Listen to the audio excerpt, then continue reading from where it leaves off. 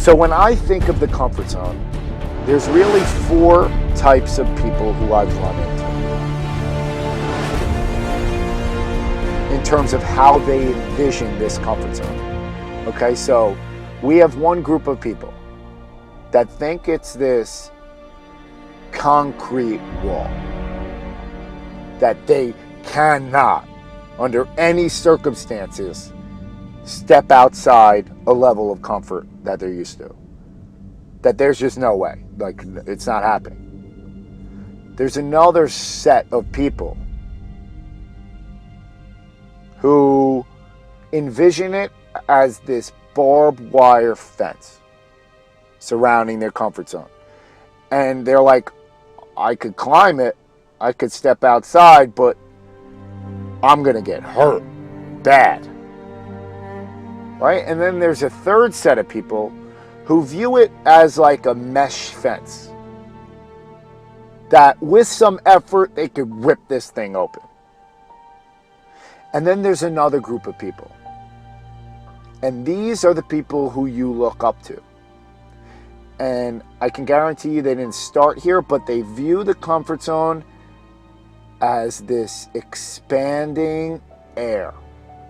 That if they step outside, they will get more air.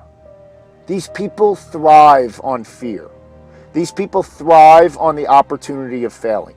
These people thrive on discomfort, on exhaustion, because they know that that's growth. And these people started out in the first level or the second level. I can guarantee it. That they thought it was impossible, and then they made the shift maybe to thinking that this is this barbed wire fence, and stepping outside I'm going to get hurt. But then they go over and then they realize, wow, it wasn't that bad. I healed rather quickly. And actually now I'm really strong. Now I have like these iron gloves that I can climb over the barbed wire fence. And then it turns into a mesh fence, and they're like, oh, it's hard at first because I have to use my hands to rip it open, but now I have these scissors, and now I can cut it open. And then they get to this point where they just thrive on it, because they've realized after so many times of failing, so many times of stepping outside, feeling that discomfort, and then realizing it wasn't half as bad as what they made it out to be in their mind, because everything is placed on a pedestal. They thrive on this because at the end is the growth. At the end is the person you want to be. And that's why these fears speak so loudly inside you. That's why they resonate inside you, is because they are pointing out to your weaknesses that you need to work on. And if you neglect to work on them, they will eat at you for the rest of your life. They will knock and scratch on your head every single day. You're afraid to go up to a pretty girl at the coffee shop. You're afraid to start your own business.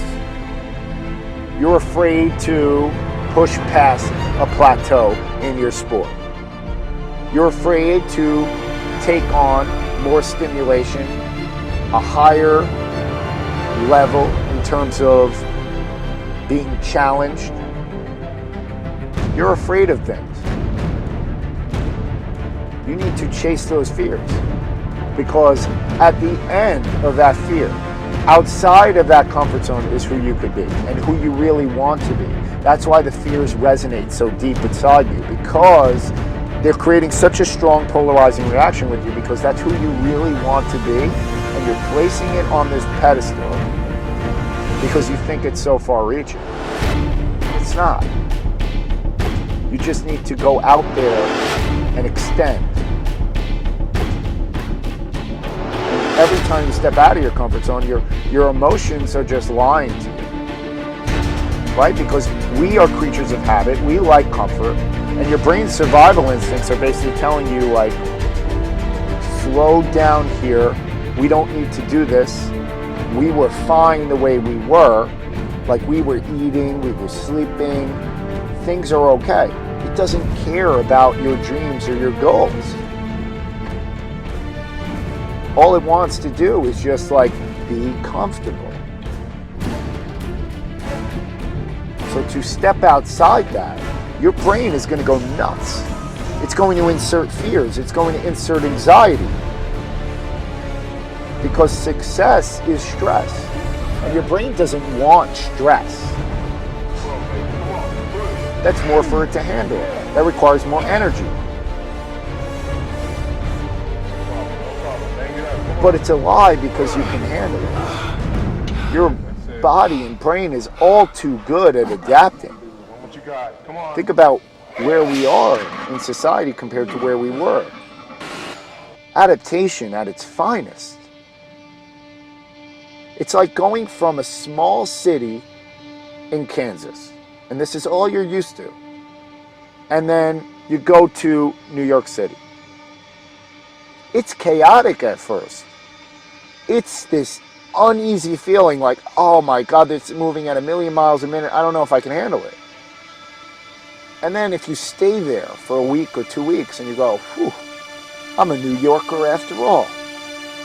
You can handle it. And then you go to Miami, and then you go to Rome. So what I want you to do is thrive on traveling the world in this figurative sense.